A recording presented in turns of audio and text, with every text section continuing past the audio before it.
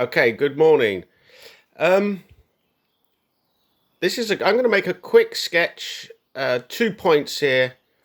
One, pretty much anything can be a subject matter. I'm interested in how you respond to your immediate surroundings. This is, of course, sorry, I forgot to say, for the Wakker students, Wakker's Academy in Amsterdam.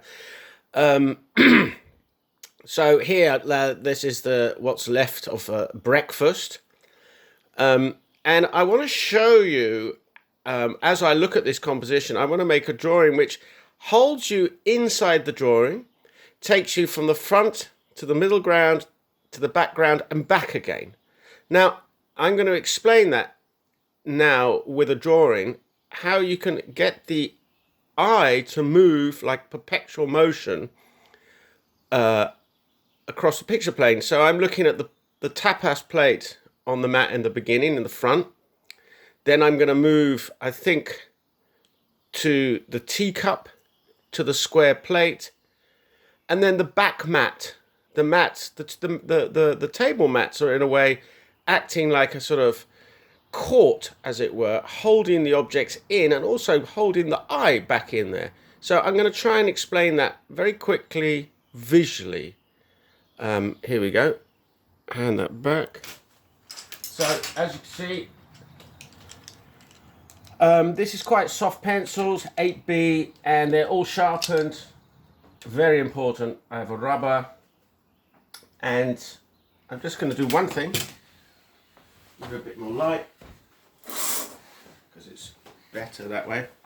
So I'm actually, first of all, going to just get the general angle, I'll use this one, of that plate.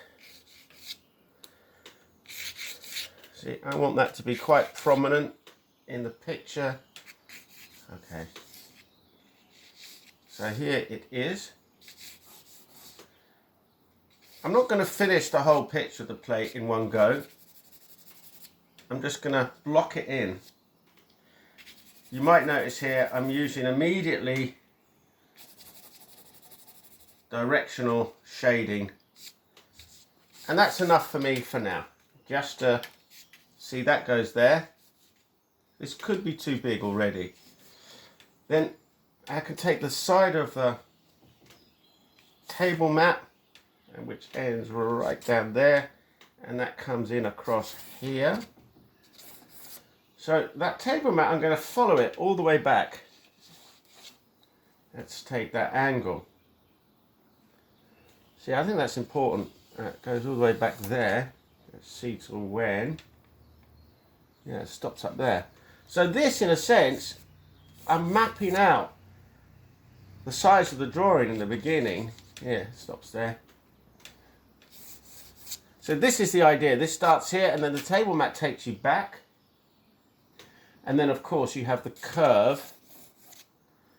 And that's slightly darkened till here. But go back again.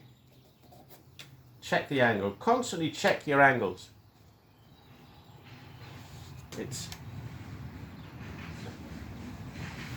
See, got that one wrong.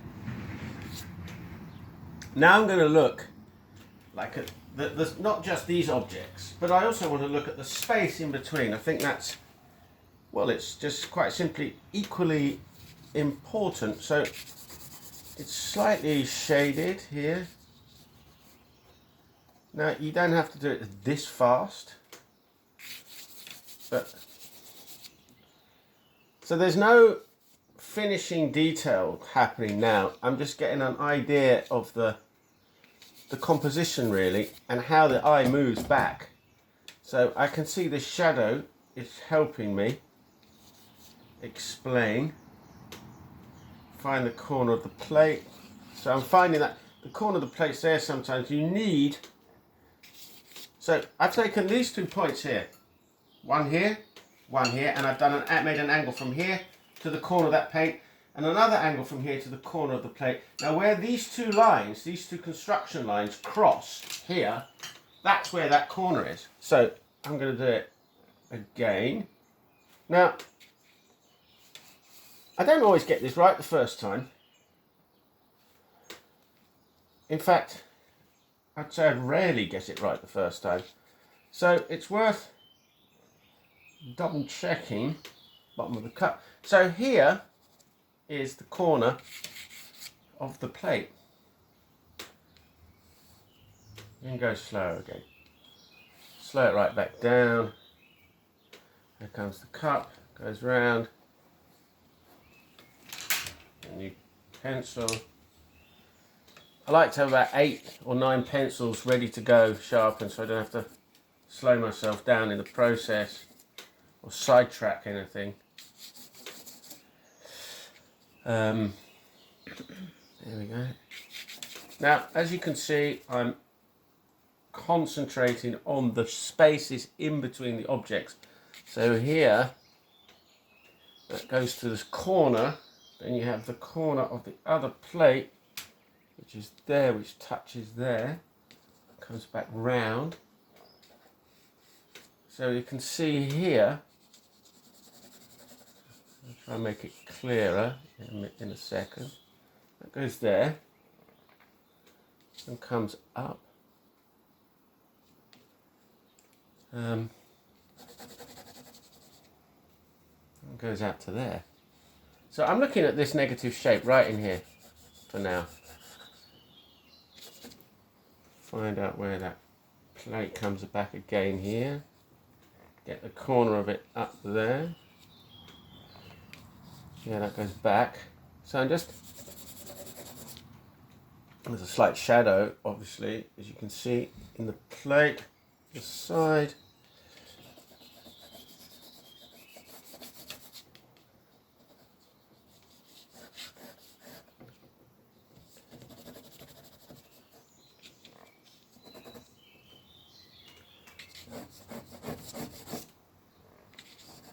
So I'm gradually building the image. I'm gradually building the image up, everything at the same time in a way, because I'm not saying first I'll do this, then I'll do that. Then I'm trying to build up the whole image as you go along. I'm going to get it into some kind of order before I stop here. But what I want you to do is take anything. It doesn't have to be your breakfast thing. It can be anything. It can be the space between two objects. Again, it's a repetition of a lesson we've already had, but I think it's worthy of repetition, this exercise. So it's about trying to explain, trying to control, if you like, the way in which you, and therefore the viewer, navigates their way. Now here I start, here it goes round, up. I need a way of coming back. I have to find that back out before I stop. Well, that could be used here. The curve of the, oops. Something else, look, this kind of works in a way with that coming round here. I have to find a way of getting it to come back because it is there. If that comes up here, maybe here, maybe that could be the way down, back round again. That one follows out. I know, get to the end of that thing here. So this way, this actually goes around. See the curve of the table, I don't know if you can see that in the film. There's a curve here. I'm just going to block that in. Table mat's a square.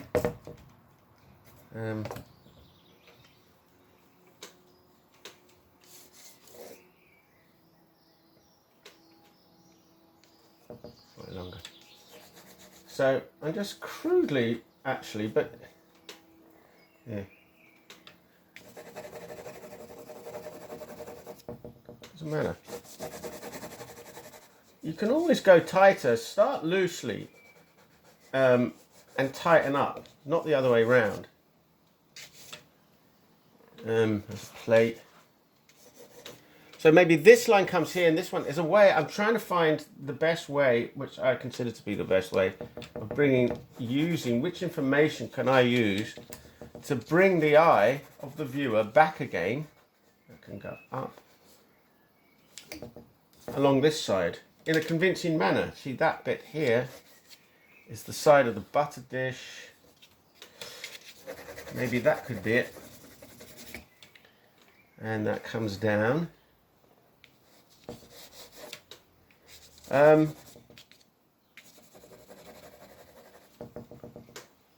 slightly at an angle. And this one comes back down here, I can notice. Look. So, look, I could make a bigger deal of that actually. So perhaps this line here, this shadow,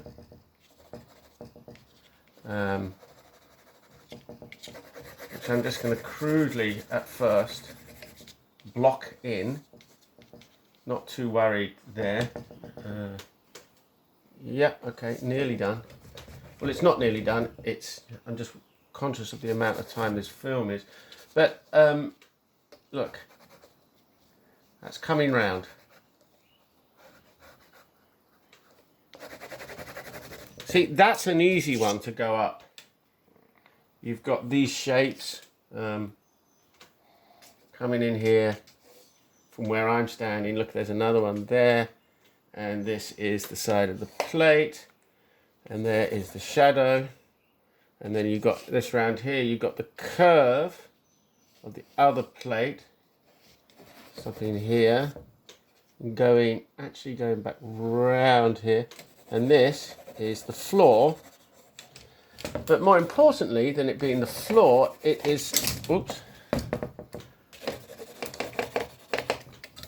it's a way of getting the eye to go back round. Go back down here again. Let me have a look. No.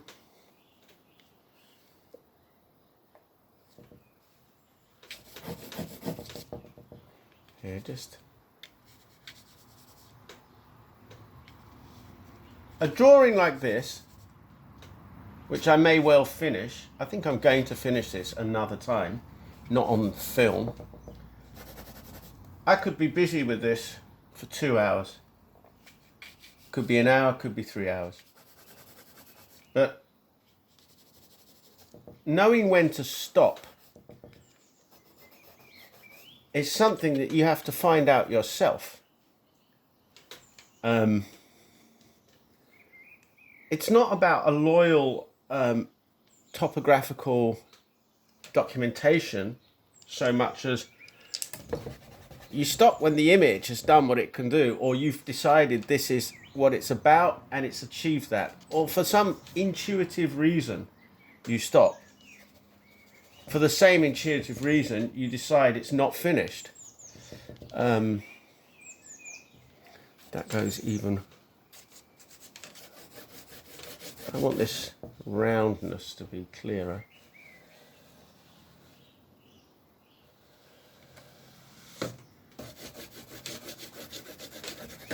See.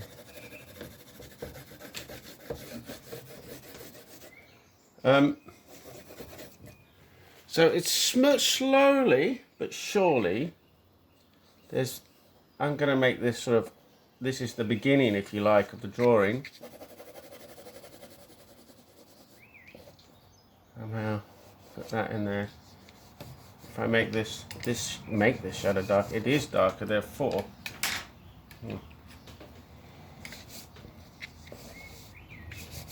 Sometimes I use directional shading, sometimes not.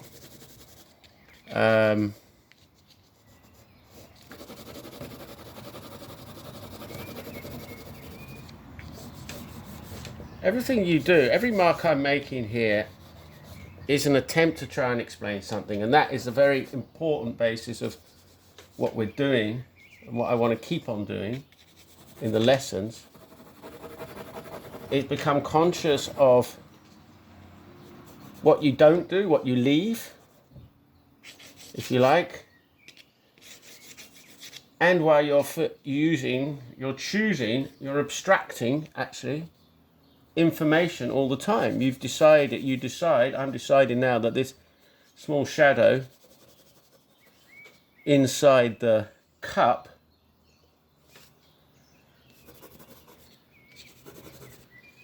is very important. That can go just a bit more like that. Okay, so it's coming a bit more together, this bocht, this curve. I'm going to put that back in again. Hold on, let's have a look down there. See, change, another change is coming here. The top of the other plate. See, I had that there, and it actually goes like that. That one comes to there. Go back again. 1 minute. Okay. Okay. So, what I think is, take anything you like, any subjects, and try and think of the perpetual motion. Try and think of where the eye first lands, where it moves, how it moves across and around, and how it can come back again. Find a composition. It's everywhere. It can be anywhere. It can be inside, outside, any room of the house, anywhere where you happen to be. Spend longer than 2 hours on the drawing. If you get tired, get up, stand up, have a cup of tea, walk away, and then come back later. Perhaps even the next day you can say, hold on a second, hang it on the wall